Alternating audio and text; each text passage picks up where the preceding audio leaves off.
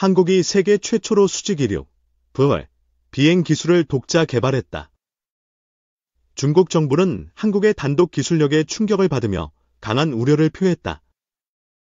한국항공우주산업, KAI 개발한 VTOL 기체는 혁신적이다. 중동 국가들이 350대 구매 의사를 밝히며 글로벌 방산 시장을 뒤흔들었다.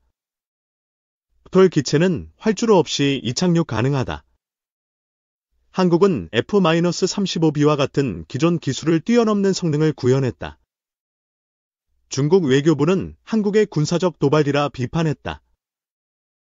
인민해방군은 동해와 서해에서 군사훈련을 강화하며 대응했다. 한국의 VTOL은 4.5세대 전투기 카프-21 기술을 기반으로 한다. 스텔스 성능과 초음속 미사일 탑재로 다목적 임무를 수행한다. 중동의 사우디와 UAE는 후티 반군 대응을 위해 VTOL을 원한다.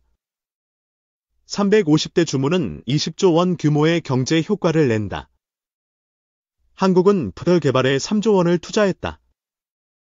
하나시스템과 두산데스티가 엔진과 전자 시스템 개발을 주도했다. 중국은 한국의 기술 독립의 위협을 느낀다.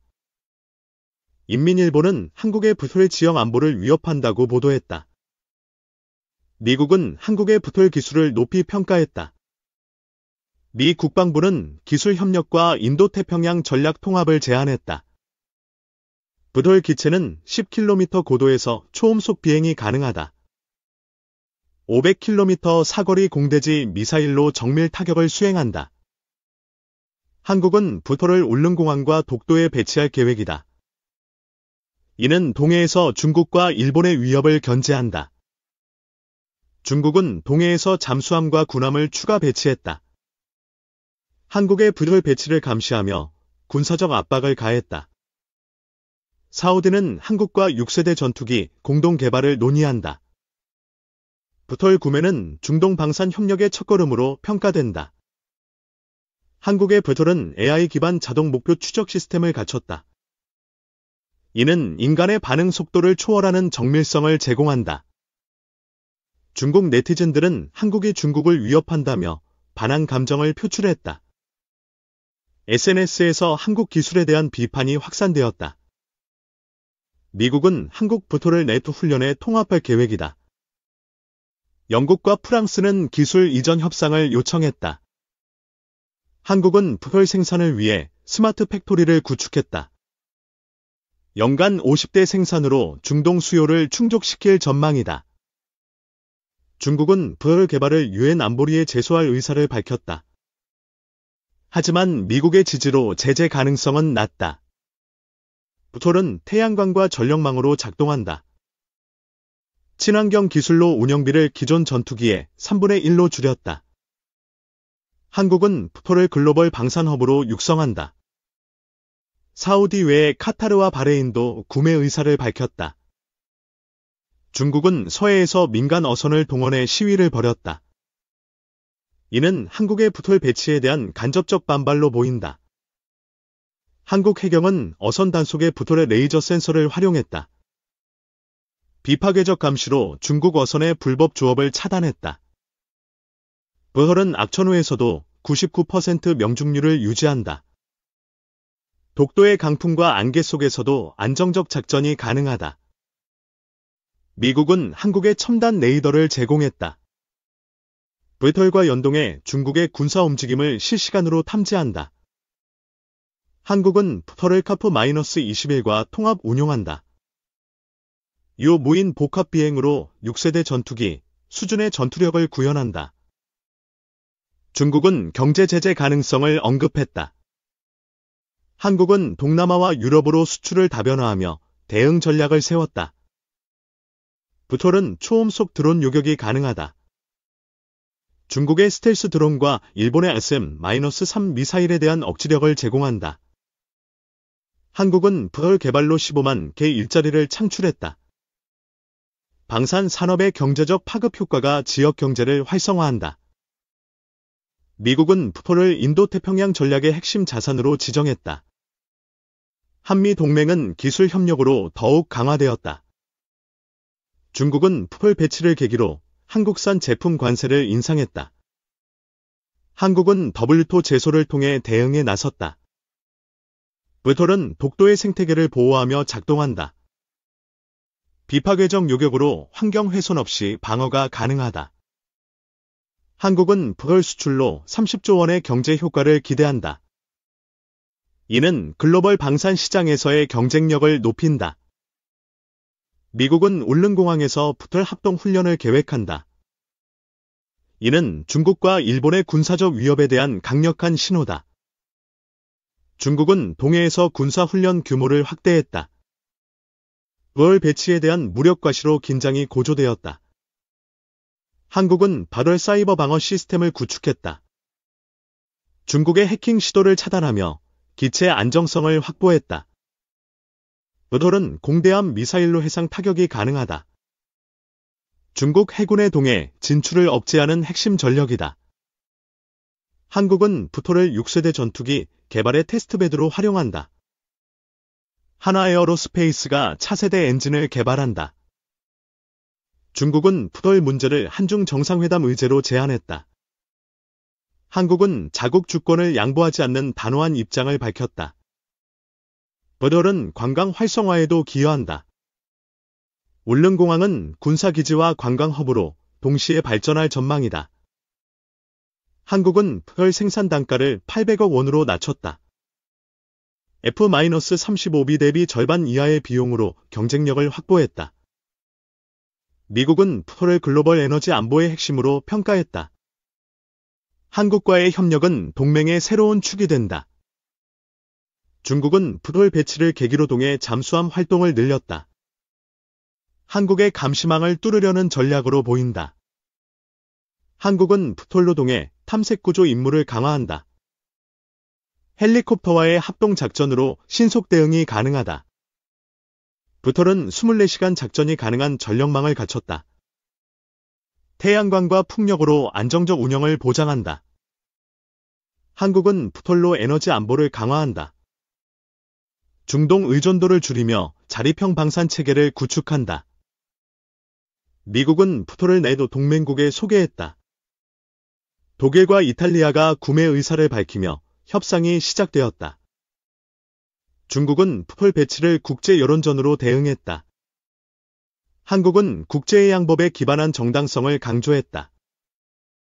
한국은 부톨로 동아시아 안보의 게임 체인저가 되었다. 글로벌 방산 강국으로서의 위상을 확립했다. 마리논에서 진화한 소해헬기, 한국형 기렉 킬러 나왔다. 박수찬의 군. 지난달 24일 경남 사천 한국항공우주산업, KI, 회전 익동. 서로 다른 헬기들이 있는 공간에 들어서니 엔지니어 2명이 도색이 이뤄지지 않은 헬기 외부를 면밀하게 점검하는 모습이 보였다. 기체 외부에 구조물들이 여러 개가 장착되어 있어 익숙하면서도 어딘지 모를 낯선 모습을 동시에 지닌 이 헬기는 한국형 소해헬기다. 소해헬기는 해안과 가까운 바다에서 선박을 위협하는 기뢰를 탐지 식별 제거하는 해상 항공기로 기동성이 뛰어난 기뢰 대응 플랫폼이다. KA가 현재 제작 중인 소해헬기는 내년까지 군 당국에 납품할 시책이다. KA는 지난 2022년 12월 방위사업청과 3,477억 원 규모의 소해헬기 체계개발 사업 계약을 체결했다. 그로부터 2년여가 지난 지금 국산 소해헬기 시제기는 하늘로 날아오를 막바지 준비를 하고 있다. KI 회전 익사업관리실 박진석 상무는 이날 기자와 만나 소해헬기 시제기는 현재 지상시험 진행 중이라며 이르면 다음 달 중순쯤 첫 비행을 할 예정이라고 전했다. 비행에 필요한 요소는 이미 체계 통합이 이뤄졌다는 의미다. 시험 비행을 통해 개발 성공이 입증되면 한국은 미국, 일본에 이은 세계 세 번째 소해헬기 개발국이 된다. 한반도 유사시 북한의 기뢰 위협 대응 능력이 더욱 높아지는 셈이다. 삼면이 바다인 한국은 기뢰를 이용한 봉쇄에 취약하다. 유사시 기뢰가 주요 항구와 해군기지에 부설되면 상성과 군함은 항구에 묵이게 된다. 북한은 오래전부터 기뢰를 사용해서 한미 연합군 상륙을 저지하는 것을 중시했고 한국 해군도 수해함을 다수 운영하면서 기뢰전에 대비해왔다. 하지만 미 해군 매치-53이처럼 바다를 항해하는 수해함보다 더 빠르게 움직이면서 기뢰를 탐지하게 하는 수해헬기가 필요하다는 지적이 꾸준히 제기됐다. 해외에서 수해헬기를 구매하는 방안이 10여 년 전에 제기됐으나 진전되지 못했다. 지지부진했던 수해헬기 사업은 지난 2021년 방위사업추진위원회에서 국내 연구개발 방식으로 사업을 추진하기로 하면서 새로운 국면에 접어들었다.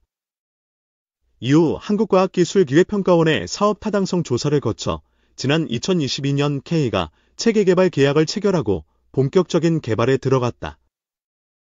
K가 개발하는 수해헬기는 국산 항공전자체계와 소프트웨어를 활용해서 제작된 마리논 상륙이동헬기에 수해 장비를 탑재한 형태다.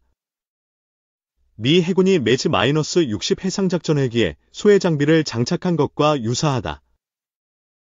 마리논은 수리온 기동헬기를 토대로 해상 운용에 필요한 기술을 적용했다. 마리논과 수리온의 흔적은 수해헬기 시제기에 뚜렷이 남아있었다. 이날 엔지니어들이 점검하던 시제기 조종석 문 아래에는 불룩 튀어나온 구조물이 있었다. 해상 불시착 시 기체가 가라앉지 않도록 하는 비상부주장치였다. K 관계자는 마리논에도 있는 장치라고 설명했다. 동체 위쪽의 엔진 배기구에는 검은색 덮개가 씌워져 있었다. 적외선 감색이었다. 기뢰 탐색과 파괴 작업을 위해선 저공 비행을 해야 하는데 적군의 지대공 미사일 위협에 노출될 수 있다. 적외선 방출을 억제해서 이 같은 위협에 대처하는 것이다. 이외에도 레이더경 보장치, 레이저경 보장치 등이 동체에 장착되어 기체의 생존성을 높였다. 기체 전면엔 전자광학 적외선 카메라, EOIR를 장착해 조종사의 전방 주시를 돕는다. 수해헬기는 조종사 2명과 장비 운용요원 1명이 탑승한다. 운용요원은 동체 중앙부 병력 탑승 공간에 설치된 임무 제어 콘솔, MCC를 다룬다. 조종석 바로 뒤에 있는 MCC는 수해헬기가 탑재하는 레이저 기뢰 탐색 장비, RMDS, 자율 수중 기뢰 탐색체, AUV, 무인 기뢰 처리 장비, RMNS, 운용을 통제한다. 레이저 기뢰 탐색 장비는 얕은 수심에 있는 기뢰를 찾는다. 수해헬기 시제기 중앙동체의 한쪽 옆에는 지지대와 연결된 원통형 물체가 장착되어 있었다. 이것이 레이저 기뢰 탐색 장비다.